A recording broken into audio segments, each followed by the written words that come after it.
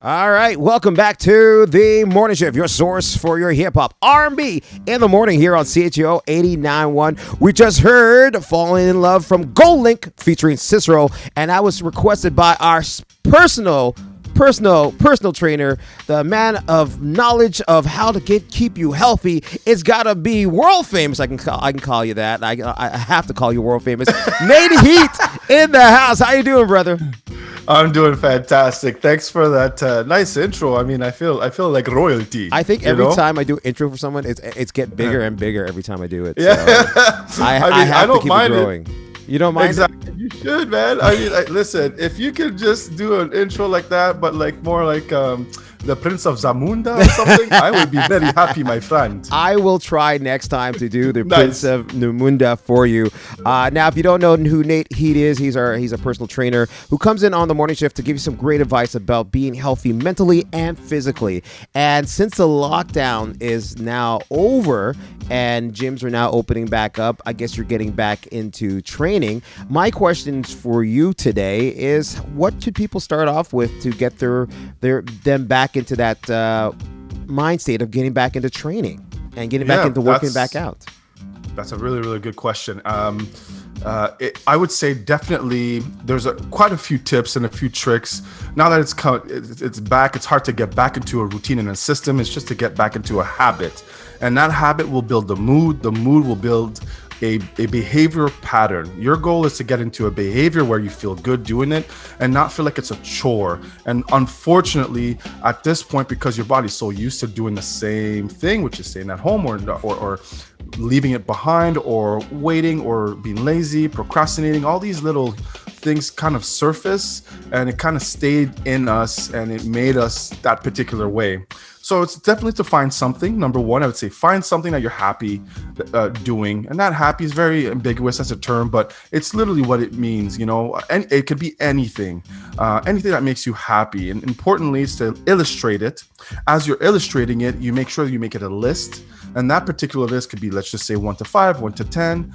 And then every day you do one little particular thing every day of that list, that specific list. Now, I really want to emphasize and make it very important that we do that one thing out of the 10, not the 10 right off the block. If you're not that type of person, you don't have that type of character, you can't go 0 to 100. Do not force yourself and take that excessive burden of stress that's already well enough on our shoulders collectively as a city. But just avoid that whole stress level. Have one thing. As soon as you complete it in that day, validate yourself, compliment yourself, self-talk, saying, simple things like saying, I'm glad I did that today, according to you, your words. And then as you go along, you'll progress, you'll build traction, you'll build momentum. And then afterwards, you can, get someone to get involved with you or have someone accountable or keeping accountability with you. And like a partner, a gym partner, it could be your spouse, it could be a friend, it could be a family member, and having that little partnership to keep you both in check. So true. I look at life that way. When you can put a little goal to what you can achieve, it makes you feel better. I put a goal to walking 4 blocks. Put a goal to eat less McDonald's. But I try to put that goal there, but but so what else could you say for the people who are struggling with eating too? Like, what other mandates could you recommend for them to get back? Because you've been in lockdown for a while, you're mostly at home, you're not really going anywhere, you're cooking whatever you feel like. What can they do for their eating wise too? Eating habit, a lot of it is like emotional. Like, we tend to be very emotional beings, which is natural. Yeah. Some people are more intense in that emotional state of mind. Once again, because it's a habit. That habit stays engraved. You've built the neural pathways to create that habit. Now it's to jump into a change, and changing in your brain literally has release of chemicals that is painful. Or it releases chemicals of pain, I should say. It's not necessarily painful, but your body does the work to release other chemicals to kind of like subside that pain and cover it, but it continues that way. But that's the process of change.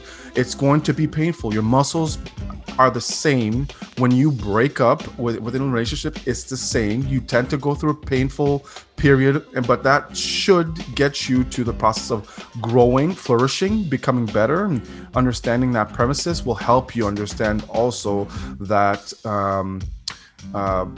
stepping away from yourself, kind of analyzing, talking to yourself once again, identifying that these things will not give you long-term benefits, and being realistic with yourself and understanding. Taking it easy is very important, but not to a point where you're becoming lazy. Rather, taking it easy on yourself, being like, we tend to be very self-sabotaging as our worst credits in this particular case.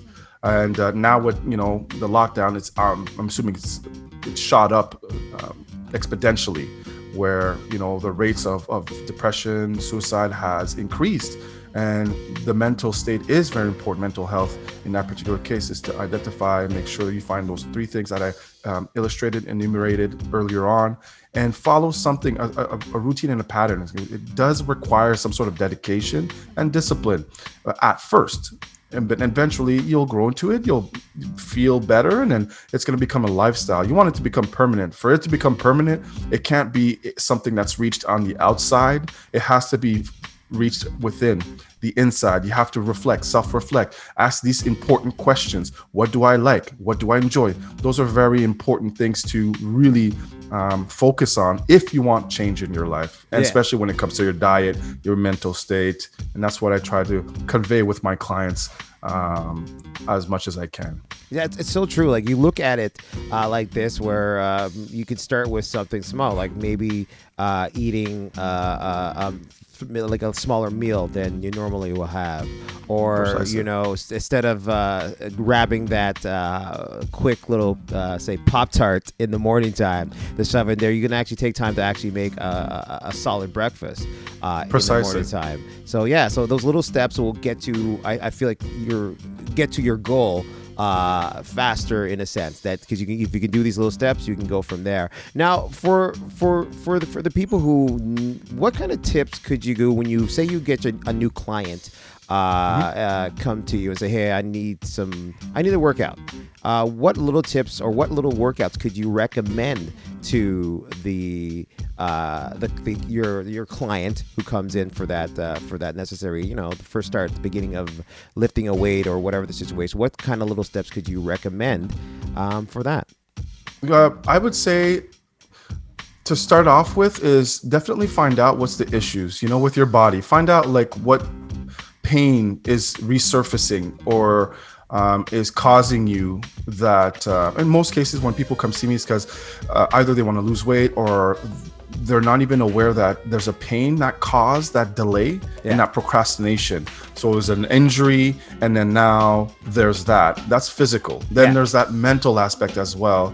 Now that I'm a practitioner for counseling, I'm understanding that there's a deeper meaning to the process of you wanting to lose weight.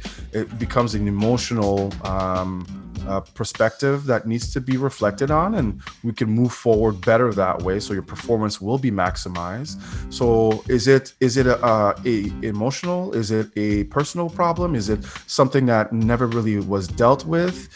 Is it physical, where there's an injury that was not recorrected by a physio or doctor, or you just decide to deal with it by yourself? So it comes down to these particular aspects, and then I would definitely recommend identifying that first. If you have thyroid problems, there's a long list of different things that needs to be looked at before seeing a trainer. But when I do receive someone, it's usually what I would recommend is start with body weight exercises, range of motion exercises, like plyometrics is very good. You do basic exercise at home, mastering your stance for your squat, understanding what muscles that actually is engaged for your squats, your glutes, your quads, how to properly hinge, master these basic compound movements. And then you can apply like a little circuit, where you do 3 exercises, 3 sets, and then you do 3 of those. So 3 different circuits of 3 exercises 3 times. Awesome. And that would be a very, very good start. Yeah, I used to do that. Oh. I gotta do it again. But once again, thank you for. We're running out of time right now. But once again, thank you very much for sitting down with us for today. Where could the listeners find you and get some more information? And tell us a little bit more about your background because you were doing some more knowledge tracing through this lockdown. Yes. So tell us a little bit more about that too. Briefly, I've been since the lockdown, been working a lot on upgrading myself, I suppose, and I've done multiple certificates, narrowing down exactly what I want to study in. That was my ultimate goal. So I've managed to accomplish about 14 certs since the lockdown. And now the major one was a counselor practitioner. I've received that a couple weeks ago. It took a couple months, but I finally completed it. Once again, it's not something that ends all. Yeah, I'm super happy about that because I could provide a better, deeper meaning to my personal training, where we fall into the mindset and truly connecting with your body. And so I'm working on revamping my name. That's coming up very shortly. So by our next meeting, everything's going to be launched. Be on the lookout. It's going to be called Illuminate Coachings. And that's going to be my new officially launched today. Not today, but officially set and broadcast today. You're the first one to know. Yay! So just a little heads up. You got my CHUO, my boy, Daddy Rich is getting it first.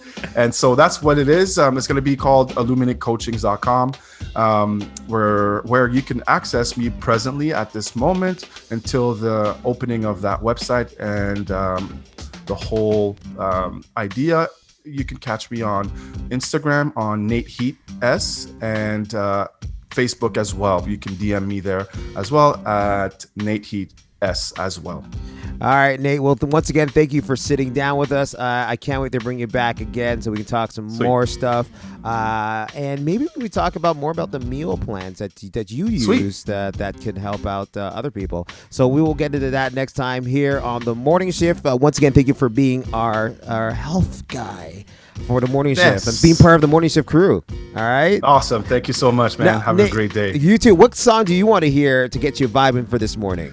I had 2 things, but this one is Tiempo by Ozuna. Ozuna. So let's get into Tempo from Ozuna here on The Morning Shift. Let's go.